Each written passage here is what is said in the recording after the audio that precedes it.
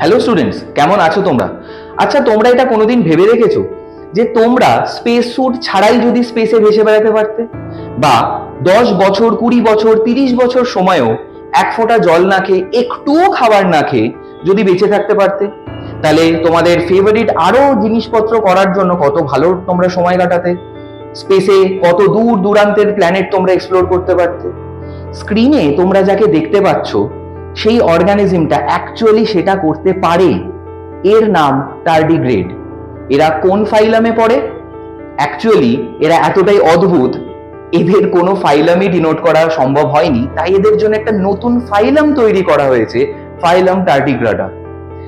এরা না মেল না ফিমেল, এরা একটা অদ্ভুত অর্গানিজম যারা মিষ্টি জলে থাকে এবং স্পেসে নিয়ে গেলে এদের বডির বাইরে একটা কুকুন বা শেল টাইপের জিনিস তৈরি হয়ে যায়, যেটা দিয়ে তারা কসমিক রে, ইউভি রে, গামা রে, যত রকমের রেডিয়েশনস আছে টলারেট করতে পারে।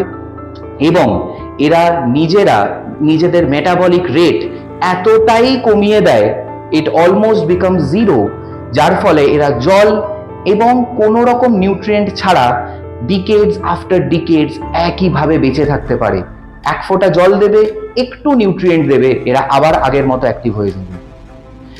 এই অর্গানিজমটা নিয়ে এক্সোবায়োলজিস্ট বা যারা স্পেসে লাইফ আছে কিনা সেই নিয়ে গবেষণা করেন, ব্যাপকভাবে গবেষণা চালাচ্ছেন এবং এর বডি থেকে কিছু প্রোটিন বার করে দেখা হচ্ছে যে আমাদের হিউম্যান বডিতে সেগুলো ইনকর্পোরেট করানোর ফলে অ্যাস্ট্রোনটরা স্পেসে আরো বেটার সার্ভাইভ করতে পারেন কিনা বা লং টার্ম স্পেস জার্নি সম্ভবপর হয় কিনা।